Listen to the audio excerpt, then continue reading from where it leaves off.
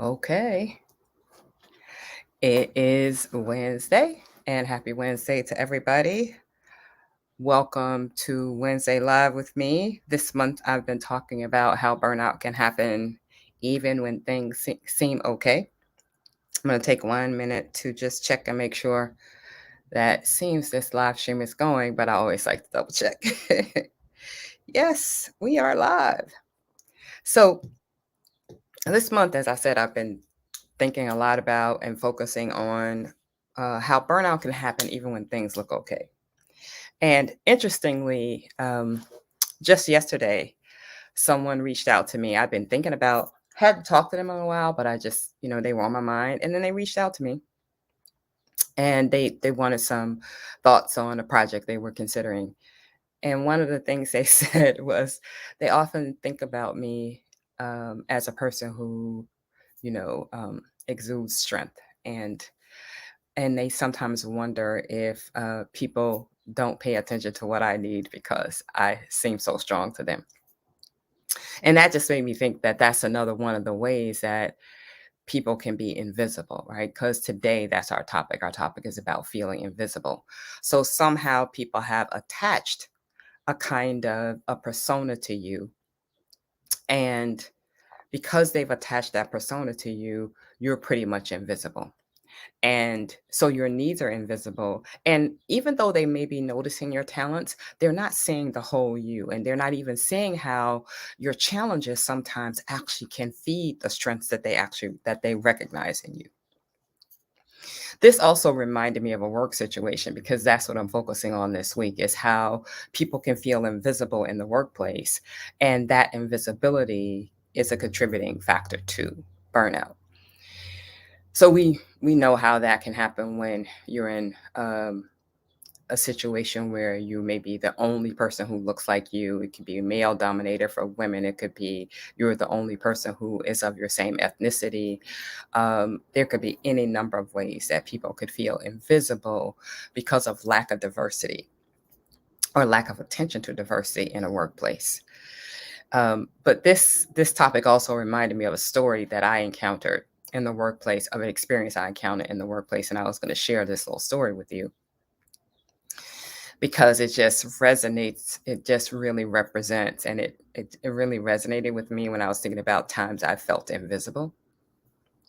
So, so you start a new job, and depending upon the agency you're going to, there could be different.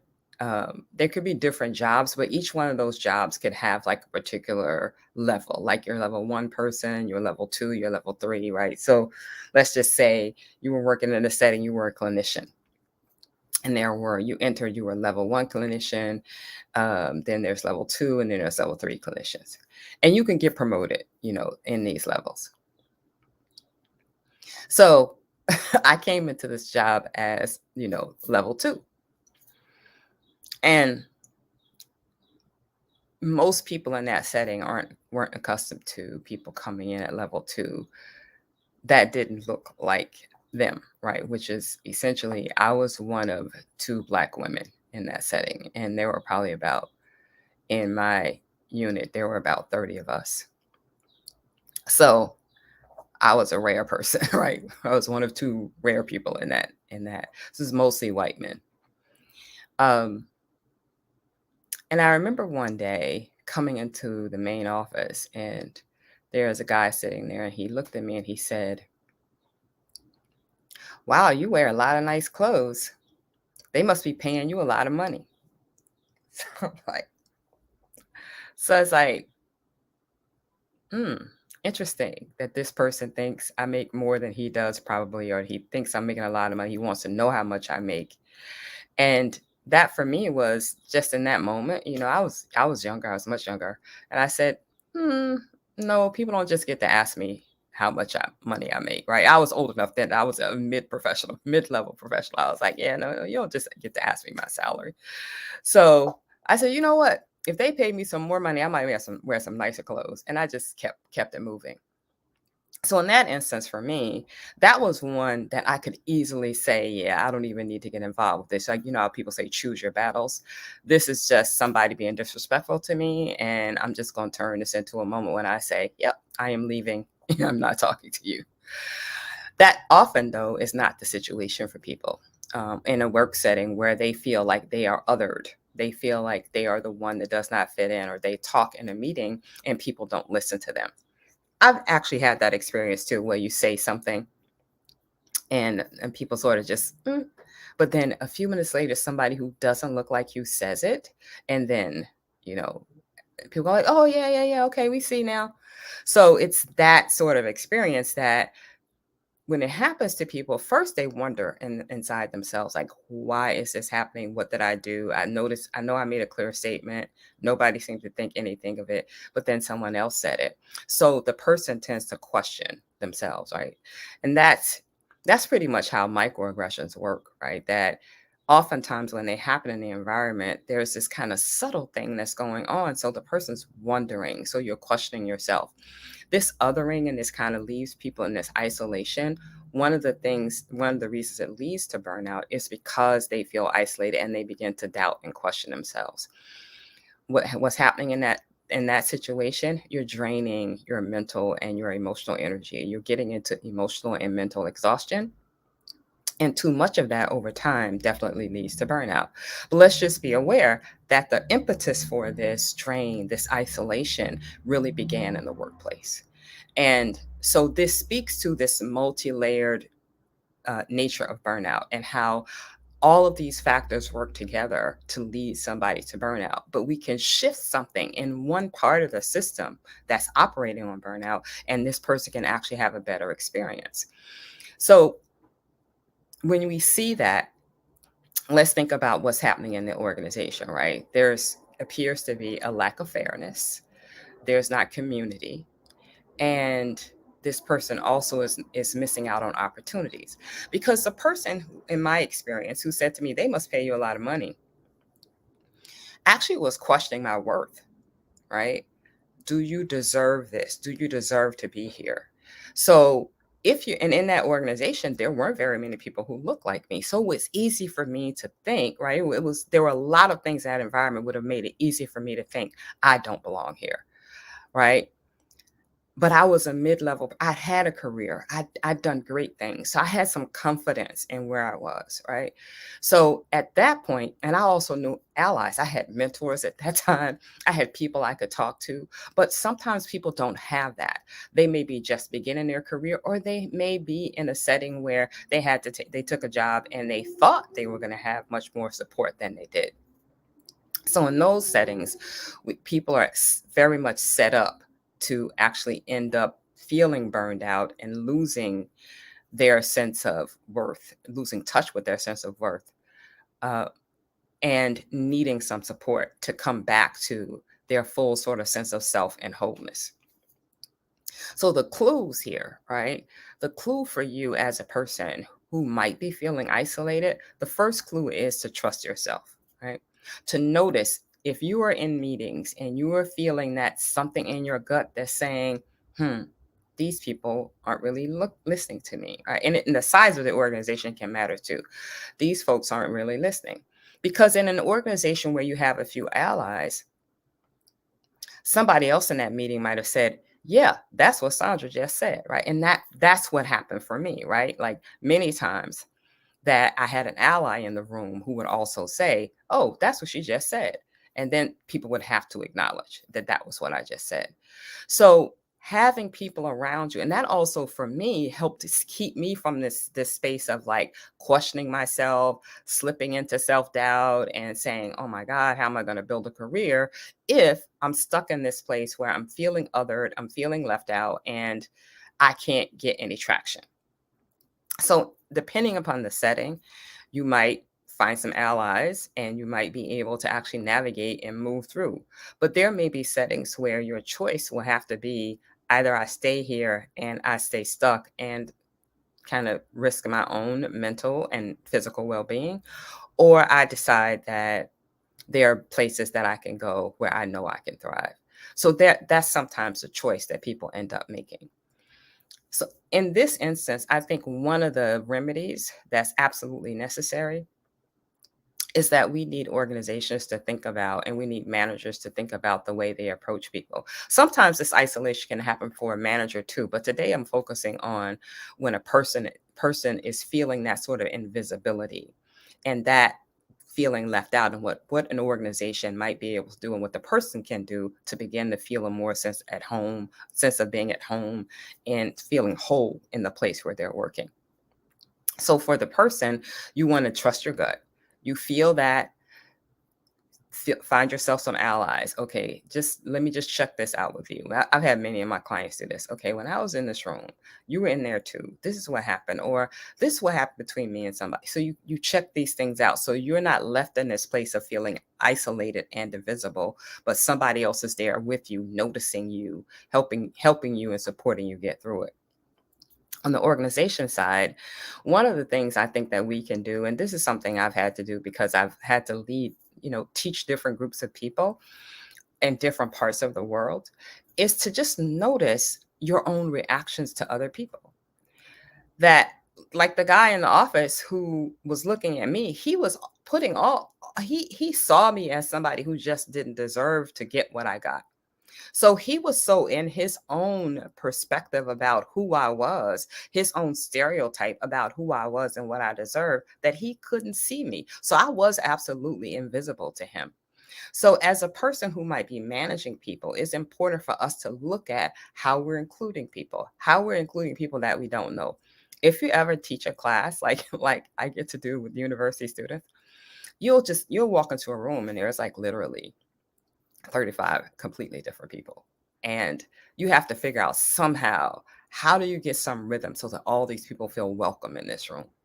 And for me, in that particular setting with students, it's one of the things is to just to get to know their names and start to call them, ask them what they thought, and oh, I noticed you wrote about this, and just have little conversations with them so they know that I'm there to support them.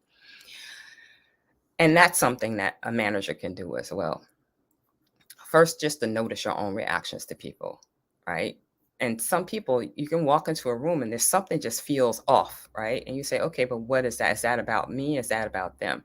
And whatever you feel, allow yourself to be curious enough to say, I want to get to know more. Because this could be more me and something I'm attaching to them that's not at all related to them. But this could also be the opportunity for us to build a deeper relationship. So curiosity is very, very important. And I think those two things would be today. I like to keep these Wednesday lives short. Two things I think that as someone who's leading an organization or leading a team can do is to really stay open and curious about everybody on your team, and also to notice your reactions to people and explore them. Be curious about your own reactions. And for people who feel that invisibility, to really get yourself some allies, because when you're in that setting, particularly if you are the only, like as a Black woman, I've been the only so many times in so many settings that I've had to learn to navigate, and I also had to learn to listen to my inner world and hear what I was saying to myself, and what what were the things I said to myself and I did inside myself that actually helped me to navigate to a place where I felt like I was flourishing. Sometimes that has meant I had to leave a position, that it just was not going to ever work out because people around me weren't going to change. And there was just no room in that space for me to change, for it to change for me. And then, but I still was able to see my own value enough to know that I could go somewhere else. And in some positions, it was just important to always keep options open. So whatever I was doing in that particular job, I was also thinking about how was this going to help me build what I wanted to build.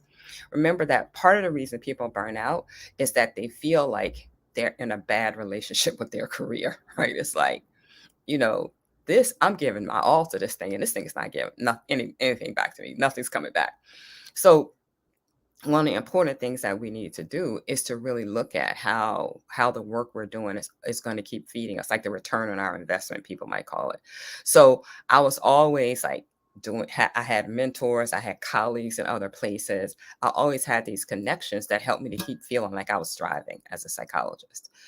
And that is important piece of the work when you feel invisible, to always begin to see the places where you can be supported, and you can people actually see you as whole.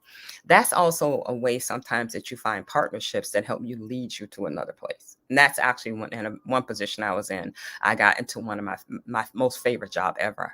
And that was because of a mentor I had a great relationship with, who knew I was looking for something. And she said, "Oh, I think this is perfect for you." Right. So that's what I wanted to talk about today, is that sometimes this feeling invisible is one of the ways that burnout hides. And sadly, the feeling invisible when we're in a place sometimes leaves us feeling a bit ashamed. I'll just mention this as a closing point. And that shame and that sort of sense that, oh my God, how did I ever let myself get into this place? And why don't I know what to do? Can leave us feeling more emotionally and mentally drained, and in a state of chronic stress. But let me say to you that there is no, if you burn out, if you feel chronically stressed, if you feel invisible, the shame feel is there, but there's also support for you. There's a way for you to get through this, and your talent deserves to be recognized. And I want you to find all the people and things that help you to move through that feeling, right? You don't want to take on the burden that's not yours, because when somebody's ignoring you, that's not you, right? Right. But whatever you're feeling and whatever might be driving that feeling is important, because when you work through that, you actually get to reclaim your power. You get to reclaim, your belief in you, and these gifts and talents that you want to share in your career. I'm just going to check and see if anybody has any questions or thoughts. You can put them in the comments. I think sometimes I can see these comments, but sometimes I can't. So I'm going to check though. Check and see if I can see on my other device here if somebody has a comment or a question. Okay. And let's see here. I'll check over here.